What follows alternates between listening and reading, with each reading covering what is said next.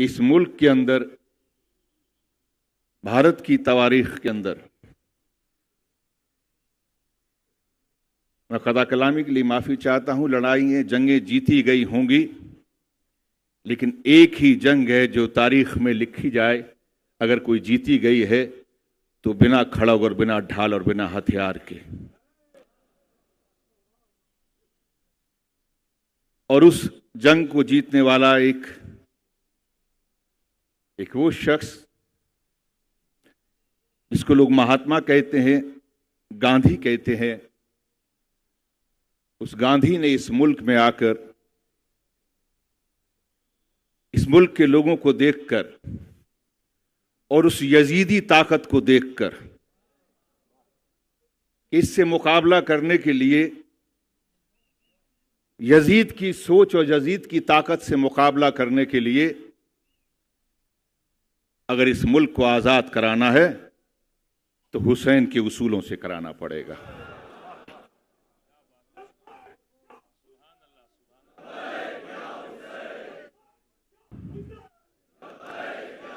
मुझे खुशी है कि आज मैं इस मंच पर खड़ा हूं और उन लोगों के बीच में खड़ा हूं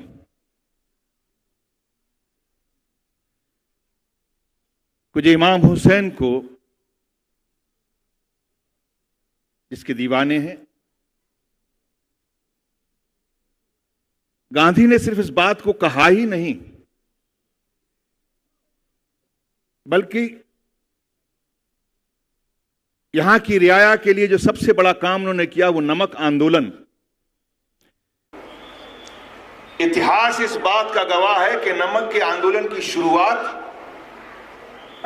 उन्होंने 72 लोगों से की थी, क्योंकि वो कौम और मिल्लत की बहबूदी के लिए था, इंसानियत के लिए था, इस मुल्क के अंदर एहसास के लिए था। अगर किसी को कहा जाएगा, अगर हलाल का सबूत दिया जाएगा तो नमक हलाल कहा जाएगा, तो नमक के लिए था। और 72 लोगों के साथ में मिलकर उसका आंदोलन को शुरू किया, इस बात को साबित करने के लिए कि अगर इंसानियत की खिदमत करनी है तो इमाम हुसैन ने जब 72 लोगों की कुर्बानी देकर इस्लाम को खड़ा किया, 72 लोगों की कुर्बानी देकर उनकी जानें दे गई,